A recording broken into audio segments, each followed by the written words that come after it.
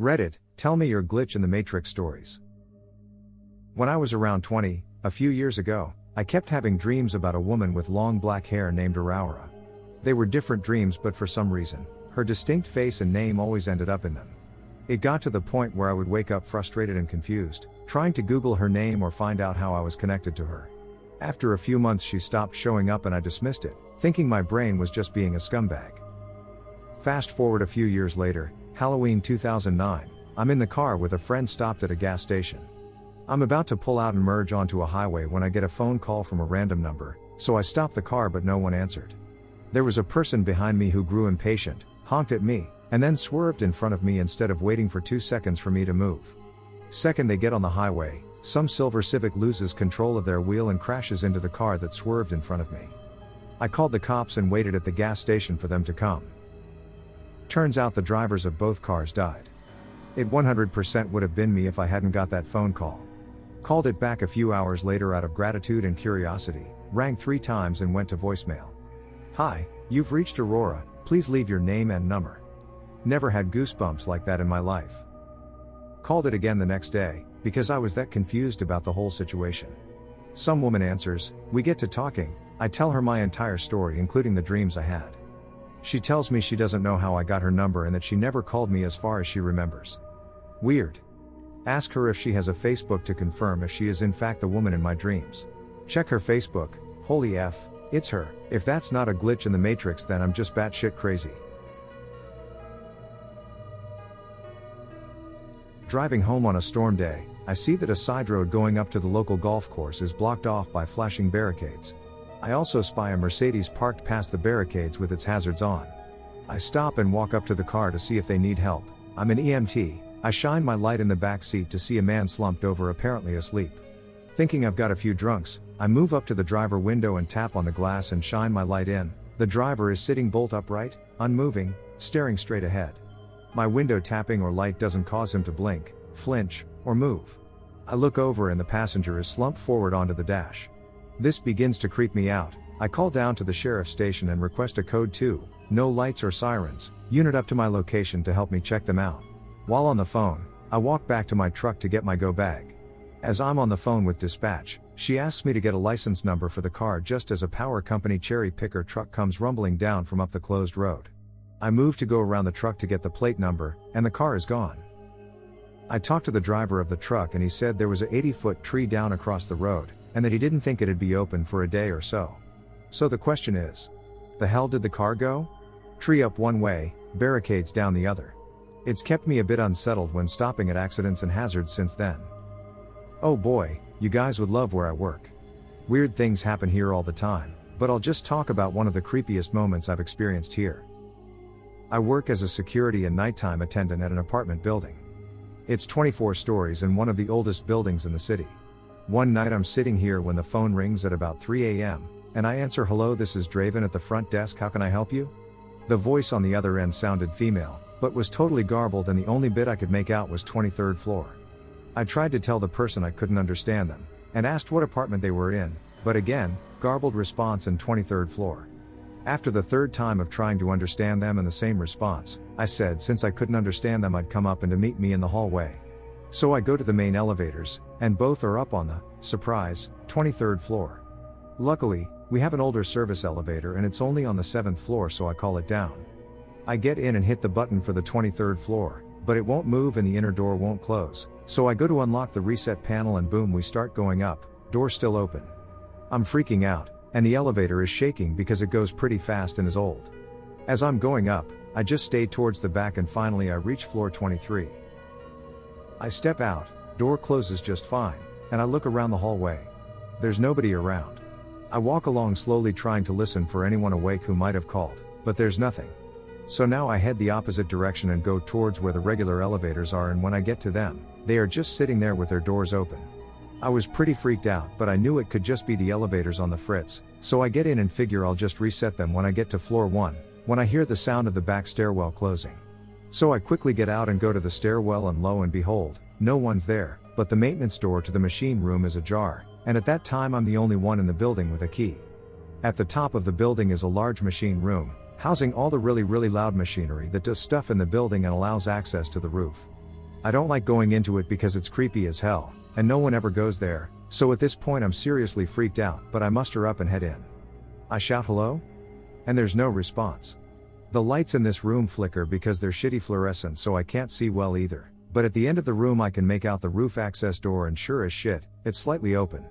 So I slowly continue forward, checking the space in between each machine as I walk by, and there's no one there, so I open the roof access door.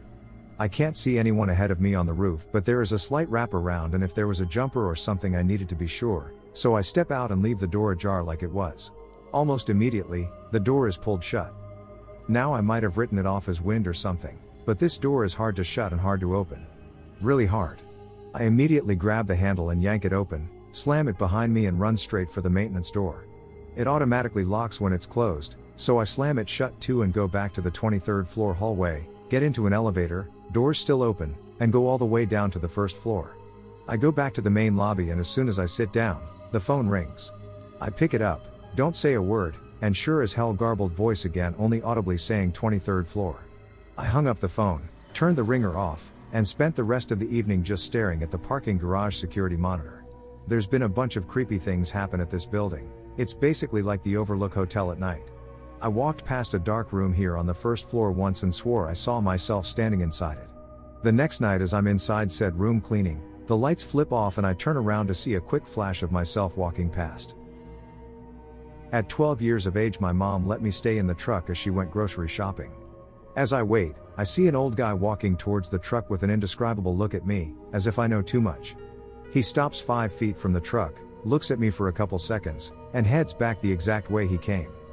It was rather traumatic for some reason and very confusing at that age. 5 to 6 years later my dad was showing me home videos of us at Yellowstone. At Old Faithful I noticed the same guy, same look, same clothes, peering at us on camera and at me through the TV. I'm freaked out just telling this. My dad had this little toy monkey that he used to call his favorite child and tease me and my siblings with it. Not in a bad way, but it was really frustrating to us and we spent hours trying to steal it from him. Well anyways, one day we finally got it and threw it into the garbage after drawing on it and mangling it for a bit. My dad laughed and searched for it a bit, but basically figured we had thrown it out and gave up after a week or so. Anyways, a few years later, when I was about 17, I'm walking down the street in Toronto. I don't live in Toronto, was just visiting friends, and see this little orange object on the side of the road. When I walk over to it, I pick it up and see that it was the exact same monkey. It even had the black Sharpie lines on it from when we drew all over it. I honestly cannot even come up with the chances of that happening, especially considering our garbage is sent to a local dump and is nowhere near Toronto. I actually took it with me and killed it with fire just so I knew it wouldn't come back again. I used to work in a building that had 3 levels of sub-basements, with the piece of lab equipment I typically worked on in the lowest basement. I had the only key. There was a wired phone in there, and I did work late some nights. But not this night. I was sleeping alone in my apartment when I woke up to a call on my cell phone from my girlfriend at 3 a.m. She was in hysterics and asking why I scared her. Apparently she received a call from that basement phone just a minute earlier, with someone who sounded like me slowly repeating her name, until crackling and fading out. My apartment was 10 miles away from work. I thought she was lying, but I saw the 3 a.m. call from the basement phone logged on her cell myself. Still freaks me the F out. I used to work in music and toured with this band. The guitarist, Josh, of the band's best friend, Matt, had died a couple years back. He always talked about the kid and he seemed like a great guy. Josh always had this reoccurring dream where Matt was standing on this abandoned street which, supposedly, was metaphorical for purgatory. Josh had all these conversations with Matt in these dreams, and because he had overdosed unexpectedly, he felt like his spirit was not able to move on. At the end of the dreams, Matt would take a bulb from the street light on the street they were standing in the middle of. Josh described these dreams in extreme detail and I could pretty much picture what the street looked like. Fast forward to about 6 months into touring with these guys. They were huge Bright Eyes fans and wanted to stop in Cassadaga, Florida. Bright Eyes singer wrote an album there and it's a really creepy, spiritual medium place. It might be worth noting that 6 out of 7 of the people I was with are atheists. So we drive into Cassadaga around 2 or 3 a.m. and drive around. Suddenly, this big black dog comes in the middle of the road and just stops and looks at us. The guys in this band were weird as hell and were saying things like follow the dog. It's trying to show us something. And in my mind, I'm just thinking they're all effing idiots. We follow this dog for a few blocks, as it was walking pretty slowly. All of a sudden, we turn a street and the dog bolts. We try to speed up but Josh says stop the van. This is it. We are all confused and he gets out of the van and looks around. This is it. This is the street in my dreams. We hang out for about 15 minutes, and from the way he described the street, from having houses on the left to a park on the right, it was definitely the street. As we get in the van, a street light goes off and we just drive off. He claims he never had any more dreams about it, as that was closure on everything. My little sister, call her Susie, and I were exploring a cottage a few years ago and came across a pair of walkie-talkies. Now this in itself wasn't unusual, it's an isolated, sprawling place shared by many friends and family who often leave things behind as they come and go.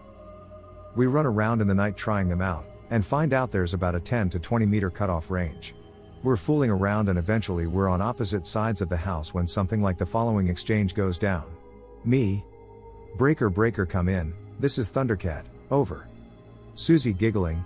This is Dragon 7, we are closing in on your location, over. Me. Negative, you'll never catch me. Thundercat out. Susie giggling. Who is this? Me. This is Thundercat, come in Poop Smith. Susie giggling. No, who is this? At this point, I walk into the next room and see Susie looking through a bookshelf, walkie-talkie abandoned on the floor. She says hello to me and the giggling is still coming from the walkie-talkie. I look at her, I look at the walkie-talkie, and ask wait who is this? The giggling stops on the other end of the line. There's nothing but dead air. The next house is a couple of kilometers away, and there's nothing but woods, and a spooky cave, around us. Susie says she got bored of the walkie-talkie a while ago, and denies any part in the goofy codename conversation. We search the place top to bottom and find no one, and nothing that could have been making the call. We try the walkie-talkie a few more times but are never able to raise our ghost girl again. I still accuse her of having been the voice on the other end of the line once in a while, but deep down I know that when I told her what went down, she showed real fear. About 2 years into my relationship with my GF, we'll call her Susan, I had a dream about my ex. Dream went like this. I was in my room, at my mother's house, where I lived at the time, slamming my ex. Balls to the wall sexing it up. I knew I was cheating on Susan, but didn't care. So in the middle of it, I look over to the window, which you can see the back porch from, and Susan is there, watching us, crying and mortified. I then woke up. I thought it was a weird dream, but dismissed it. A few days go by and Susan and I are hanging out in my room. She brings up this weird dream she had a few days prior, and describes my exact dream except from her point of view looking through the window. Freaked me the F out, didn't say anything about it at the time. I still haven't said anything 5 or 6 years later. It still weirds me out. I was walking up a hill in Portland, Oregon and found a pack of American Spirits on the ground, only missing 2. A week later in San Francisco, CA, I bought a pack of American Spirits, and after smoking 2 I put the pack in the inside pocket of my jacket. Next time I went to smoke the pack was gone. Picture of my friends when they were younger, we've been trying to figure out whose hand is making the thumbs up behind the kid on the right. I have a picture similar to this. My friend from high school had me and another friend over one night for a sleepover. We went to bed pretty late and the next day went about our merry way. A few days later I got the camera developed that I had been using around that time to only be freaked out.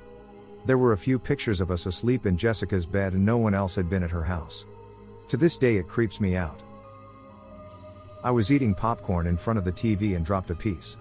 When it should have hit the ground, I heard a faint pop noise. My mom was a stickler about messes, so I looked all over, under the couch, under the TV stand, everywhere, and couldn't find that popcorn. About a year later, I'm watching TV again, and I hear the same faint pop. I look down, and right between my feet, is a freshly popped kernel of popcorn.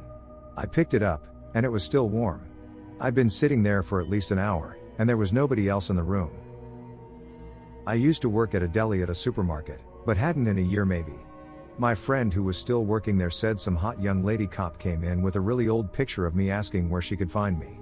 My current address was available and sadly, a more recent mug shot was also available. She had a picture of me when I was 18, I was 25 when this happened. I thought it was a Terminator.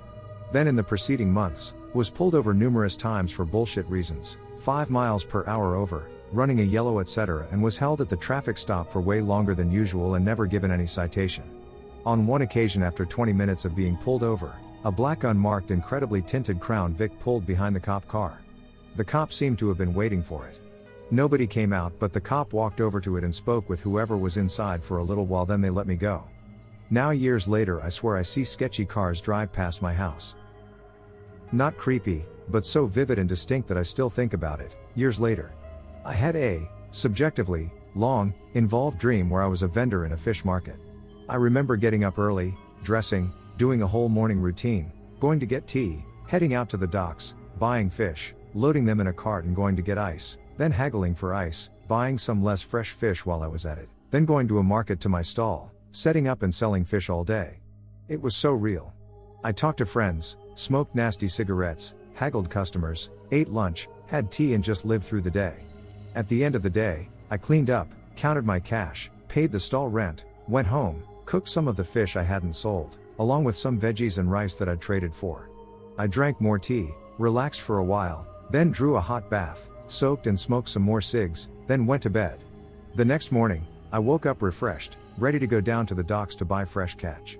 Except I was in my house, next to my wife, truck parked outside, and it was Saturday, no work. My wife and I were getting geared up to go skiing in Oregon and the car was already packed. Weird thing was, in the dream, I was single. And a smoker. And the whole long dream had been in fluent Chinese. The effortless kind of fluency that only comes from a lifetime of speaking it. Oh, and I had been Chinese. I'm a big, hairy white dude, somewhat fluent in Spanish, and I know a little bit of Russian, but I've never. It was just weird. I've never worked in a fish market. Several years ago I woke up in bed next to my, now ex-girlfriend, and we had a conversation in fluent French. I got up and got in the shower, and as the water started running I realized, neither of us spoke French. When I got out I asked her about it. She remembered it happening but was as confused as I was. I can't even remember what we talked about because I don't fucking speak French. Brains are weird. Have a few, but this one stands out. I was catching a SkyTrain in one particular city about 15 minutes from where I get off. While I wait, there is a woman with glazed eyes asking people for money. She came up to me, stopped briefly, and asked, "Excuse me, could you spare some money? My brother is in the hospital and I'd like some money to buy him some flowers." That's rich, I thought. Drug addicts are getting more and more obvious with their lines. "Here's $5. Gave it to her without even looking her in the face, convinced of her intentions. Anyways, my train pulls up and I get on. I look through the glass at her walking around asking others for money as the train pulls away. The train arrives at the station 15 minutes later, and I walk down and out to the bus stop. There is only one bus the direction I'm going, and just my luck, it is there waiting when I get off the train. So on the bus I hop and wait for the bus driver to finish reading his paper before the doors close and we embark down the highway. About 5 to 10 minutes traveling, the driver pulls over for a routine stop. The doors open, and to my complete astonishment the woman from the SkyTrain walks into the bus. A dozen roses in hand. She looks me right in the eyes as she walks past to take her seat. How in the blue hell did she get there? I took the train before her. I watched her at the train stop from inside as we pulled away. I went over a river. I caught the first and only bus going this particular direction. And not only did she beat me there, she had time to go to a store and buy a dozen roses. To this day I have no idea how this happened.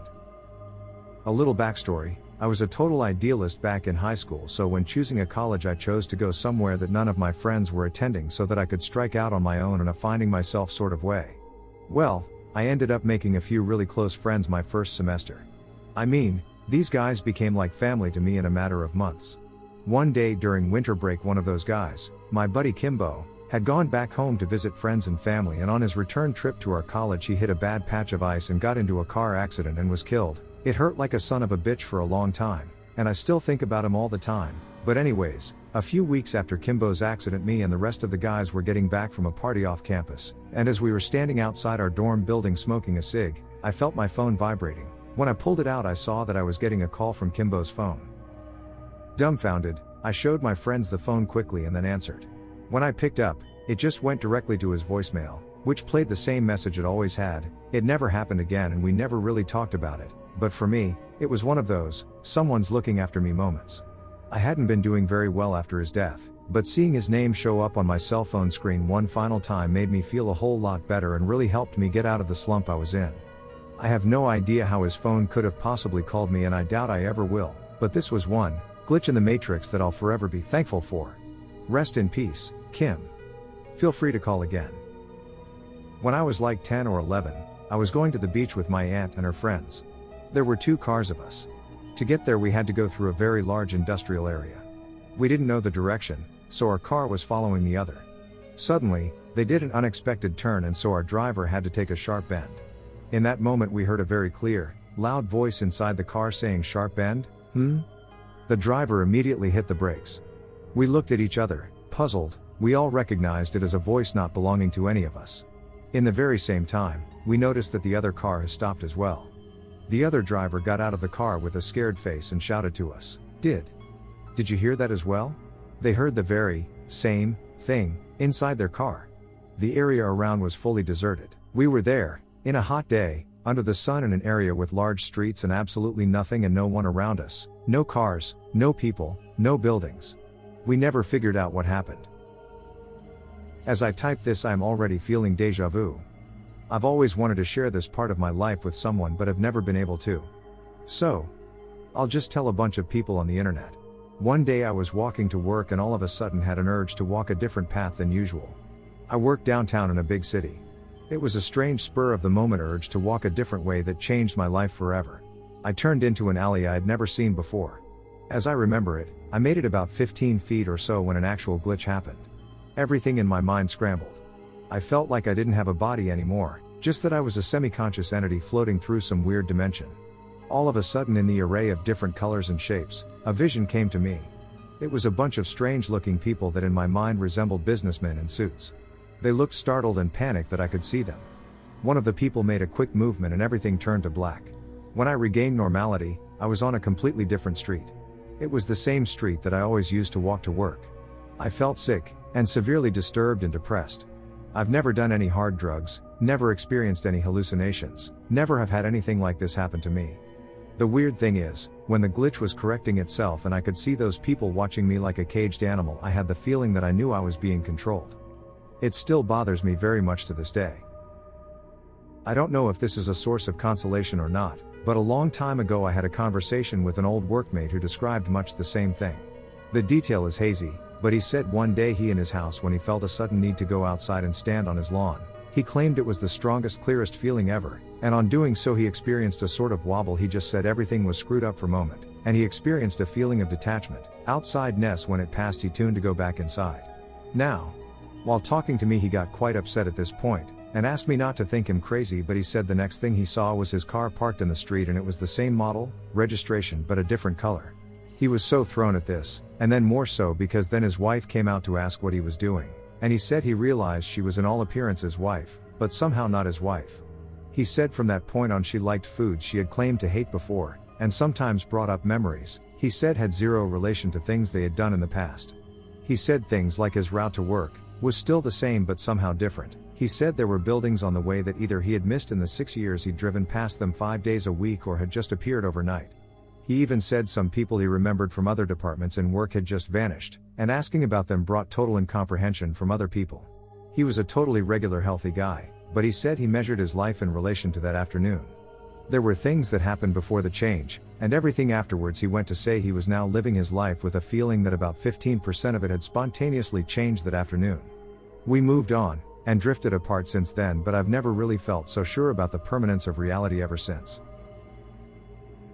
During a spinal tap procedure I was put under. While under the anesthetics I had what I can only explain as an out-of-body experience, seeing as how my viewpoint was from above my body looking down on the procedure. I watched the whole thing and saw that the doctor knocked my Game Boy off the tabletop while walking by, batteries ejecting from the fall. One fell inside and he picked it up, but the other was next to the front left wheel under the bed out of his view. But not mine. I woke up groggy and told him where my other battery was, and he was shocked when he found it there. To this day it still weirds me out. When I was a teenager I had 2 really intense dreams one night. The first one was about an online friend of mine calling me to say she'd broken up with her boyfriend, and I sang a few lines of Seal's Don't Cry to her over the phone. The second dream was finding a real-life friend dead body floating in her bathtub. I didn't think anything of it up until I logged online that evening and the online friend came online to tell me her boyfriend broke up with her. I immediately asked if I could call her, and she said no. I remember thinking that it meant something, like I could change it. Not long after, my phone rang, and it was real-life friend from the dream calling me. I was completely freaked at this point, but talked to her normally. She was just talking about school and shit. Up until I realized I heard a splash in the background. I asked her, "Are you in the tub?" And when she said yes, I felt like my heart had stopped. I asked her, "What did you do?" She didn't answer me right away, and then after a very long pause she told me she'd taken an entire bottle of pills and chased it with mushrooms and vodka. She'd gotten scared waiting for it to hit her. So she called me so she'd hear someone's voice. I hung up and called 911. By the time they got there she was unconscious, but alive. Today she's a mom to a beautiful little girl, and she's okay. I was heading home with my dad. We stopped at a drive-thru. I start feeling more and more anxious for no reason, to the point where it makes me lightheaded and sick to my stomach. We have to wait a little bit ahead, because they gave us the order wrong. So I sit there, feeling like shit, and it suddenly comes to me, an urge to call my brother. He was trying to call us. He was in a car accident. No one died, some got seriously bruised, he was only shaken. I told him to shut up and get as far away from the car as possible. He didn't understand but followed through, trying to call some of his buddies, and I could hear them calling him a wuss, him giving up and getting far, and then a loud noise, and people shouting. After the whole shit was over he told me what happened. His drunk friend tried to impress some girls in the car, hit the gas, drifted and hit the bottom of the car on some rocks, completely effing with the engine. They stood near the car, the driver still inside trying to turn the engine back on. The hood burst in flames and the car started to burn fast. The driver managed to get away, but got severely hurt. Some of the guys and girls who stood around were hurt and burned too, but not as bad as the driver. My brother was the only one with light bruises from the whole thing. He told me that when I ordered him to get away from the car he was in front of it, inches from the hood. I never experienced anything like this before and after, just this once. It's just a weird memory. I don't remember what I was thinking. I remember it like watching a movie and seeing myself and everything from an outside angle.